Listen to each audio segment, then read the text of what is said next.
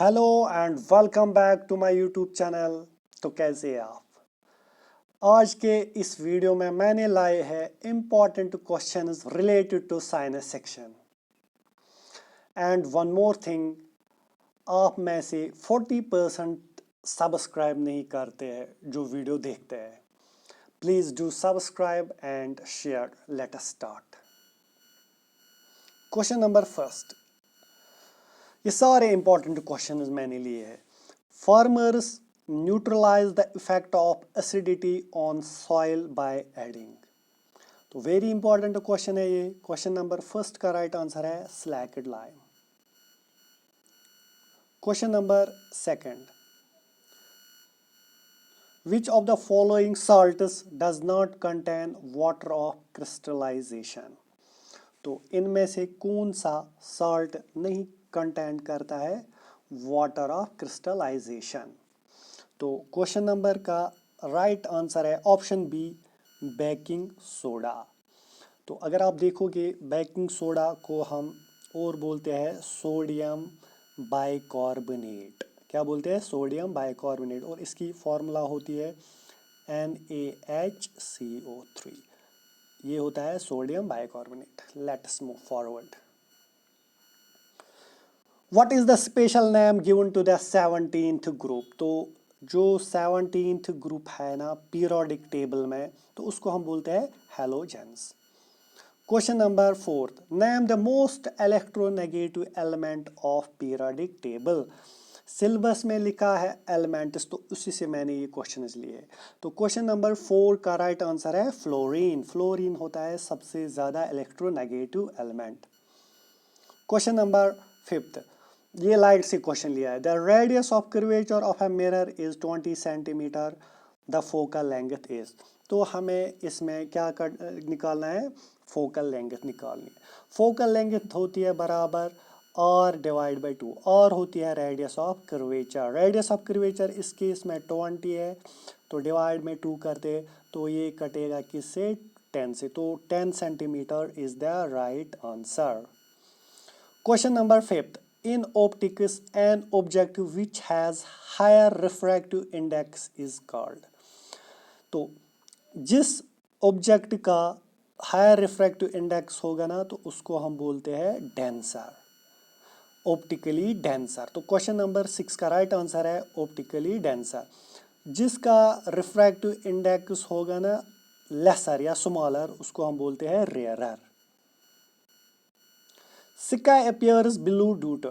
तो आपको पता होगा जो आसमान नीला दिखाई दे रहा है वो किसकी वजह से है? तो 7 का राइट आंसर है scattering is responsible for the blue colour. Name a metal which is the best reflector of light. तो हमें बोलना है कौन सा वो मेटल है जो बेस्ट रिफ्लेक्टर ऑफ लाइट है, जो मतलब रिफ्लेक्ट करे, लाइट को बाउंसिंग बैक करे। तो सबसे ज्यादा रिफ्लेक्शन दिखाता है silver. Question number 9, non conventional source of energy are. जो non conventional source of energy होते हैं ना, वो क्या होते हैं? तो क्वेश्चन नंबर 9 का राइट आंसर है नॉन कन्वेंशनल होते हैं इन एग्जॉस्टेबल। तो क्वेश्चन नंबर 9 का क्या राइट आंसर है? Option B. Question number 10, galvanization is a method of protecting iron from rusting by coating with a thin layer of। तो galvanization एक method होती है किससे? ये होती है रस्टिंग से बचाने के लिए। इसमें हम कौन सा इसमें एलिमेंट करते हैं इस्तेमाल? तो वो होते हैं zinc. The ability of metals to be drawn into thin wires is known as. Metal को हम किस में ड्रॉ करते हैं? वायर्स में। इस प्रॉपर्टी को क्या हम बोलते हैं? तो क्वेश्चन नंबर 11 का राइट आंसर है ऑप्शन ए, डक्टिलिटी। तो इसको हम बोलते हैं डक्टिलिटी। जो मेलेबिलिटी होती है ना, ये हम मेटल्स को हम ड्रॉ करते हैं शीट्स में। सोनोरिसिटी होती है, ये साउंड प्रोड्यूस करते हैं। जो ये कंडक्टिविटी होती है, ये होती है इलेक्ट्रिसिटी में। विच of the following places is famous for copper mine.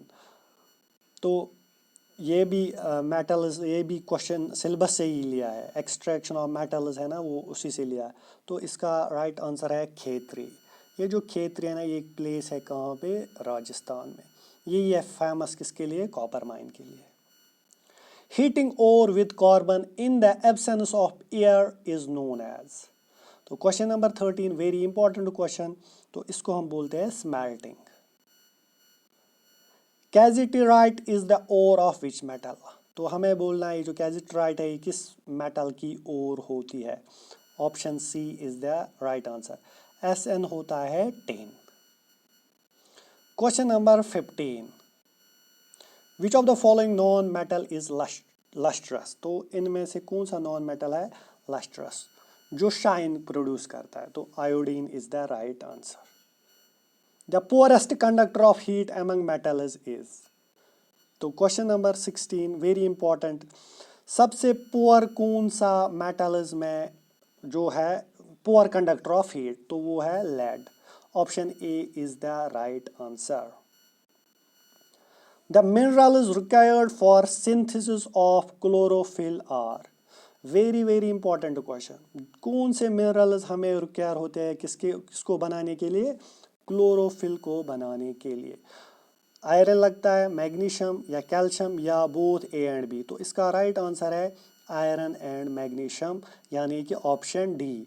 Iron भी लगता है, मैग्नीशियम भी, तो इसका राइट आंसर आ जाएगा option D. Question number 18 entry of which substance in the guard cells opens the stoma. तो क्वेश्चन नंबर 18 का राइट आंसर है ऑप्शन डी, वाटर होता है require. Which part of the plant is called it is food factory. तो इसको किस part of plant को हम बोलते हैं फूड फैक्ट्री। तो लीव्स को हम बोलते हैं food factory. Question number 20 which of the following metals cannot be refined by distillation. तो इनमें से कौन सा मेटल को हम रिफाइन नहीं करते हैं डिस्टिलेशन से। तो क्वेश्चन नंबर 20 का राइट आंसर है option D, tin. An alloy which does not contain copper is. तो इनमें इन चारों में से हमें बोलना है कौन सी alloy है जिसमें कॉपर नहीं होता है प्रेजेंट। तो क्वेश्चन नंबर 20 का राइट आंसर है ऑप्शन डी, बेल मेटल। तो अगर आप देखोगे ना ब्रास, ब्रास में होता है कॉपर प्लस जिंक। अगर आप ब्रोंज में देखोगे ना, ब्रोंज में होता है कॉपर प्लस टेन, Sn10। अगर आप मैग्नीशियम में देखोगे ना, उसमें होता है aluminium plus magnesium.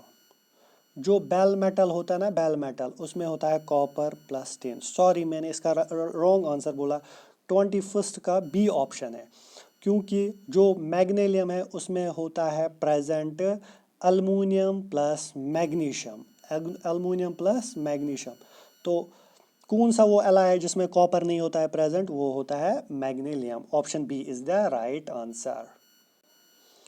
Bessemer converter is used in the manufacture of। Very important question. 22 का क्या राइट आंसर है, ऑप्शन बी, स्टील। तो let us move forward. For which of the following ores froth flotation method is used for concentration। तो ores से ये question लिया है। 23 का राइट आंसर है option B, zinc blende. Question number 23 का राइट आंसर है option B. Which of the following metal is responsible for Minamata disease. तो कौन सा मेटल रेस्पॉन्सिबल है किसके लिए, मीना-माटा डिजीज के लिए। तो option A, mercury is the right answer. What is the full form of DDT। तो DDT क्या फुल फॉर्म है। तो इसका जो राइट आंसर है 25 का option B, dichloro diphenyl trichloro ethane. ये पोल्यूशन से लिया है मैंने question. Which of the following units is used to measure the intensity of noise. तो नॉइस को किस यूनिट में, यानी कि नॉइस की इंटेंसिटी को किस यूनिट में हम मेजर करते हैं। Option A, decibel. तो 26 का राइट आंसर है option A. Surface ozone is produced from. तो इसका राइट आंसर है transport sector. Peroxyacyl nitrate is by product of, यानी कि PAN, पैन किसका बाय प्रोडक्ट होता है? 28 का राइट आंसर है ऑप्शन ए, फोटोकेमिकल स्मोक का। 29, the value of acceleration due to gravity. जो एक्सेलरेशन ड्यू टू ग्रेविटी है ना, इसका क्या वैल्यू होता है? अगर आप देखोगे ना ऐसे, यहाँ पे ये होता है इक्वेटर, यहाँ पे पोलस। हमें पता है ये जो इक्वेटर है ना, यहाँ पे जी का वैल्यू कम होता है एज कम्पेयर टू पोलस पे। पोलस पे ज़्यादा वैल्यू होता है एक्सेलरेशन ड्यू टू ग्रेविटी का, और एक्सेलरेशन ड्यू टू ग्रेविटी यानी कि वैल्यू ऑफ जी उसका इक्वेटर पे कम होता है। तो इसका राइट आंसर आ जाए is least on equator. 29 C is the right answer. Last question, which is the most abundantly found greenhouse gas? तो इसका राइट आंसर है वाटर वेपर। तो these were some important questions. Do share and subscribe my channel. Thank you all.